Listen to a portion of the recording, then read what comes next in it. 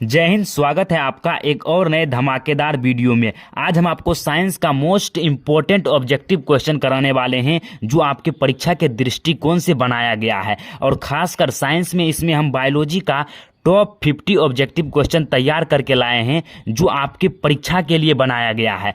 अगर आप लोग इन 50 ऑब्जेक्टिव क्वेश्चन को अच्छे तरीके से तैयार कर लेते हैं तो निश्चित रूप से आपके पेपर में बायोलॉजी पोर्शन से जो भी ऑब्जेक्टिव क्वेश्चन पूछे जाएंगे वह इस पेपर से मिलता जुलता रहने वाला है। तो चलिए बिना समय को गवाए सभी प्रश्नों को अच्छे तरीके से देख लेते हैं। तो इसमें हम लोग सिर्फ बायोलॉजी पोर्शन के 50 ऑब्जेक्टिव क्वेश्चन को देखने वाले हैं। तो इसका पहला प्रश्न है आपका कि वे सारी क्रियाएं जिनके द्वारा जीवों का अनुरक्षण होता है कहलाता है। तो वह जैव प्रक्रम कहलाता है। जिसके द्वारा जीवों का अनुरक्षण होता है वह प्रक्रिया वह प्रक्रम जैव प्रक्रम कहलाता है। उसका दूसरा प्रश्न है, और कम समय में चाहेंगे कि आपको सभी प्रश्न करा दे ताकि आपका समय भी बर्बाद न हो। उसके बाद है कि प्रकाश संश्लेषण में किस पदार्थ का निर्माण होता है। तो प्रकाश संश्लेषण में कार्बोहाइड्रेट नामक पदार्थ का निर्माण होता है। इसका सूत्र भी आप जानते होंगे C6H12O6 जो है कार्बोहाइड्रेट का निर्माण प्रकाश संश्लेषण की उपस्थिति में होता है। और जाके तीसरा प्रश्न है कि मनुष्य के दांत की सबसे ऊपरी परत क्या है। तो मनुष्य के दांत की जो सबसे ऊपरी परत होता है वह एनामेल होता है। तो इसका राइट आंसर हो जाएगा एनामेल। इसमें आपको सिर्फ आंसर बताए हैं ताकि आप सिर्फ आंसर पर ही फोकस कीजिए, क्योंकि जब ऑप्शन रहेगा तो आप ऑप्शन से टिक अच्छे से लगा ही दीजिएगा। उसके बाद देखिए नेक्स्ट प्रश्न है कि जो लार है सलेविया इनमें किस ग्रंथि का स्राव है। तो लार जो है ना वह पैरोटिक ग्रंथि का स्राव है। लार किसका स्राव है। तो पैरोटिक ग्रंथि का स्राव है। फिर है मनुष्य में पाचन की क्रिया प्रारंभ होती है। तो मनुष्य जब हम भोजन मुख में डालते हैं तो मुख से ही जो है ना पाचन की क्रिया प्रारंभ हो जाती है, मुख गुहा से। तो इसका आंसर हो जाएगा मुख गुहा। उसके बाद देखिए छठा प्रश्न है कि अमीबा किस अंग से भोजन ग्रहण करता है या अमीबा का प्रचलन अंगक कौन सा है। इस तरह से भी प्रश्न देगा तो इसका भी आंसर होगा कूटपाद। कूटपाद की मदद से देखिए इस तरह की कोई भी आकृति बना दीजिए। यहाँ पर भोजन आ गया तो जो ये दोनों इसका हिस्सा होगा ये दोनों हिस्सा इस भोजन को घेरने लगेगा और घेर कर जो है अपने अंदर समा लेगा। तो इसी दोनों भाग को जो है कूटपाद कहा गया है। उसके बाद नेक्स्ट प्रश्न है इसमें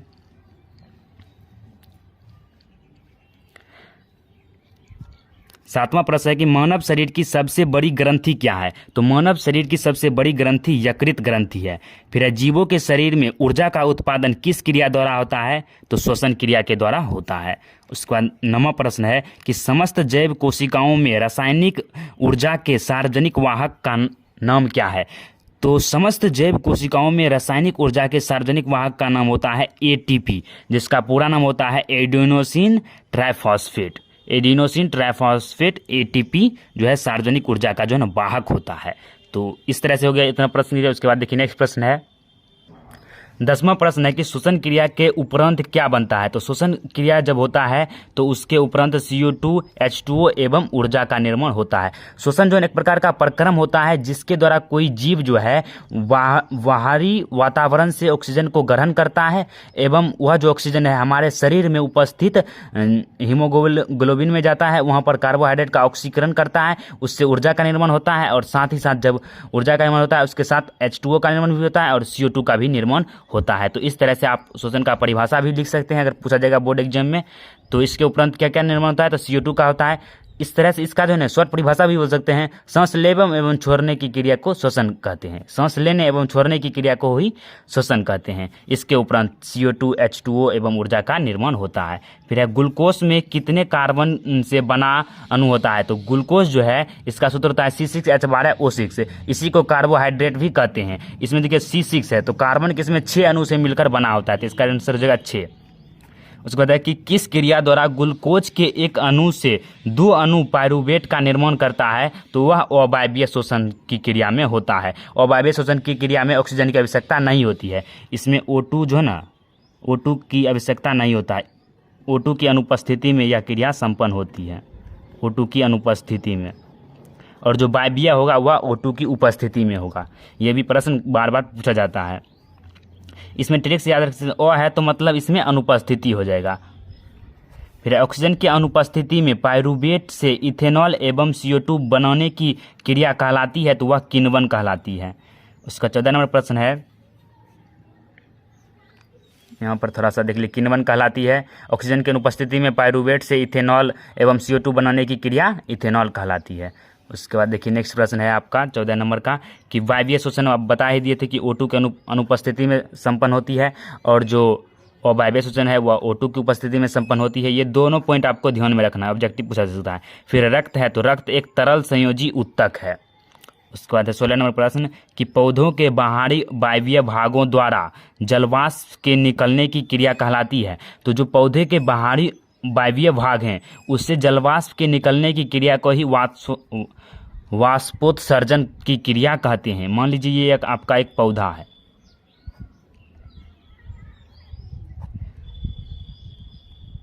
जो ये पेड़ पौधा है, तो इसी से जो है ना इसी का हो गया रंध्र होता है, उसमें छोटे छोटे छिद्र होता है पत्तियों में, उसी को रंध्र कहा जाता है। तो उसके वायवीय भागों से जो है, बाहरी भागों से यहाँ से जलवाष्प निकलता है। इसी निकलने की क्रिया को ही हम लोग वाष्पोत्सर्जन कहते हैं।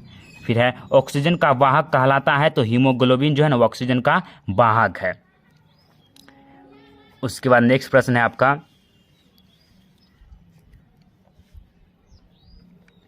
कि सीरम कहलाता है। तो जो सीरम है वह फाइब्रिनोजीन रहित प्लाज्मा को ही सीरम कहा जाता है। फाइब्रिनोजीन रहित प्लाज्मा को ही सीरम कहा जाता है। उसके बाद है कि मेमेलिया वर्ग के जंतुओं के हृदय में कितने वेश्म होते हैं? तो 4 वेश्म होते हैं, ये आपको याद रखना है।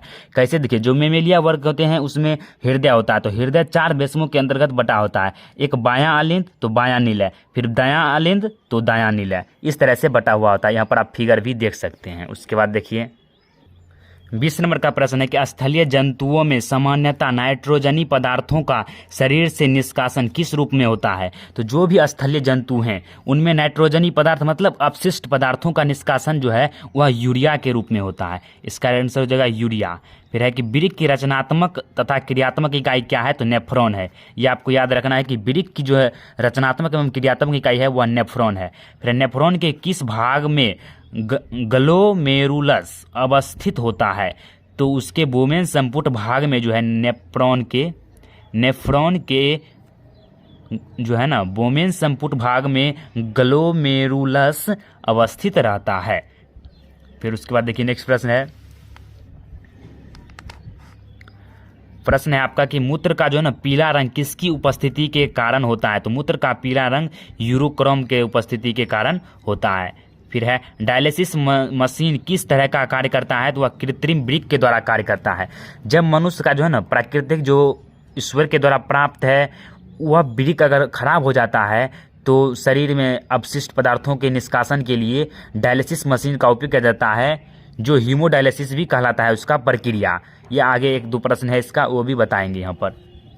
फिर है कि जीवों के शरीर में उपापचयी क्रियाओं के फलस्वरूप उत्पन्न अपशिष्ट पदार्थों का शरीर से बाहर निकलना क्या कहलाता है? तो वह उत्सर्जन कहलाता है। ये 2 नंबर में भी पूछा जा सकता है कि उत्सर्जन से आप क्या समझते हैं या उत्सर्जन क्या है। तो आपको लिखना है कि जीवों के शरीर में उपापचयी क्रियाओं के फलस्वरूप उत्पन्न अपशिष्ट पदार्थ मतलब जो खराब पदार्थ होता है उसका शरीर से बाहर निकलना ही, अपशिष्ट पदार्थों का शरीर से बाहर निकलने की क्रिया को ही उत्सर्जन कहते हैं। इतना भी कह दीजिए तो कोई दिक्कत नहीं है, आपका जो ना अंक पूरा मिल जाएगा। उसके बाद देखिए नेक्स्ट प्रश्न है आपका, जो प्रश्न आपको ऊपर बताए थे वही प्रश्न है आपका कि मशीन द्वारा रक्त का शुद्धिकरण की प्रक्रिया क्या कहलाता है? तो वह हीमोडायलिसिस कहलाता है। डायलिसिस मशीन के द्वारा मनुष्य के शरीर में रक्त का शुद्धिकरण करना ही हीमोडायलिसिस कहलाता है। फिर 27 क्या है कि पौधे में गैसों के निष्कासन के लिए किस क्रिया का उपयोग होता है? तो विसरण क्रिया का उपयोग होता है, डिफ्यूजन। फिर है पौधों में पाए जाने वाला गाढ़ा एवं दूधिया उत्सर्जी तरल पदार्थ को क्या कहते हैं? तो उसे लेटेक्स कहते हैं। जो पौधे में जो गाढ़ा रंग का होता है, दूधिया रंग का जो चिपचिपा पदार्थ होता है उसी को लेटेक्स कहते हैं। 29 नंबर का प्रश्न है कि किस ग्रंथि को मास्टर ग्रंथि कहा जाता है? तो पिट्यूटरी ग्रंथि को मास्टर ग्रंथि कहा जाता है। ये कई बार पूछा गया है कि पिट्यूटरी ग्रंथि को क्या कहा जाता है? तो मास्टर ग्रंथि। मास्टर ग्रंथि किस ग्रंथि को कहा जाता है? तो पिट्यूटरी ग्रंथि को।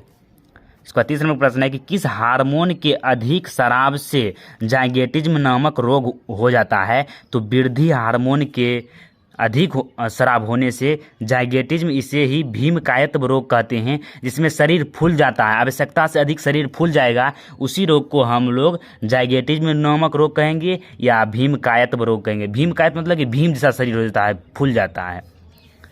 उसका देखा इसका कि सेरिब्रम तथा डायनसेफेलॉन भाग क्या है, तो यह जो है ना अग्र मस्तिष्क का ही एक भाग है, सेरिब्रम तथा डायनसेफेलॉन। उसके बाद है कि ऐच्छिक पेशियों की गति का नियंत्रण करता है, तो सेरिबेलम जो है वह ऐच्छिक पेशियों की गति का जो है ना नियंत्रण करता है। यहाँ पर एक था सेरिब्रम, तो सेरिब्रम जो है इसे बुद्धि का केंद्र भी माना जाता है, सेरिब्रम भाग को।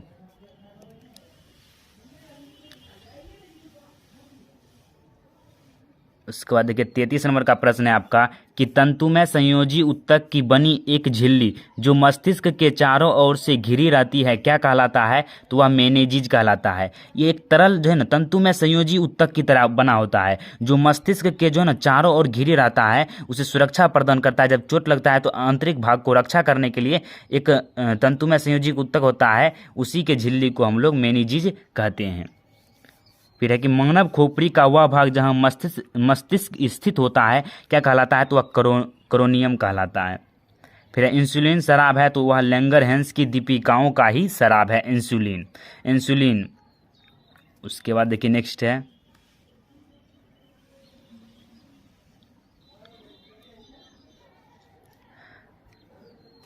36 नंबर का प्रश्न है कि इष्ट में सामान्यतः अलैंगिक जनन होता है, तो वह मुकुलन द्वारा होता है, ये आप याद ही कर लीजिए। उसके बाद पुष्प के नर भाग है तो पुमंग, पौधे के मादा भाग या पुष्प के मादा भाग को जयांग कहते हैं। ये दोनों अक्सर पूछा जाता है ऑब्जेक्टिव रूप में। फिर अंडाशय के भीतर पाया जाता है तो बीजांड पाया जाता है। अंडाशय के भीतर क्या पाया जाता है, इस तरह से प्रश्न रहेगा, तो आप आंसर लगाइएगा बीजांड पाया जाता है। उसके बाद देखिए 39 नंबर का प्रश्न है कि नर युग्मक है, तो नर युग्मक जो है ना वह शुक्राणु होता है। फिर मादा युग्मक क्या है, तो वह अंडाणु होता है। फिर है जनसंख्या नियंत्रण के लिए स्त्रियों द्वारा अपनाई जाने वाली एक सर्जिकल विधि है, तो स्त्री नसबंदी। उसके बाद है मनुष्य में शुक्राणु तथा अंडाणु का निषेचन होता है, तो फिलोपियन नलिका में। फिर है आनुवंशिकता के पिता कौन है, तो ग्रेगर जॉन मेंडल। फिर है प्राकृतिक चुनाव द्वारा प्राणियों का, यहाँ पर थोड़ा सा देख लीजिएगा, जो प्राकृतिक चुनाव द्वारा है प्राणियों का विकास किसका मत था, किसका सिद्धांत था, तो वह डार्विनवाद का सिद्धांत था। प्राकृतिक चुनाव द्वारा प्राणियों का विकास का मत जो है यह डार्विनवाद का ही सिद्धांत था। फिर द ओरिजिन ऑफ स्पीसीज जो है ना यह पुस्तक था एक, यह किसका है, तो यह डार्विन का है। उसके बाद है कि मेंडल के एक संकरण, ये जो आप 3 प्रश्न कराने वाले हैं ये मोस्ट इंपॉर्टेंट है, इसमें से 1-2 तो निश्चित रूप से पूछा ही जाता है हर बार।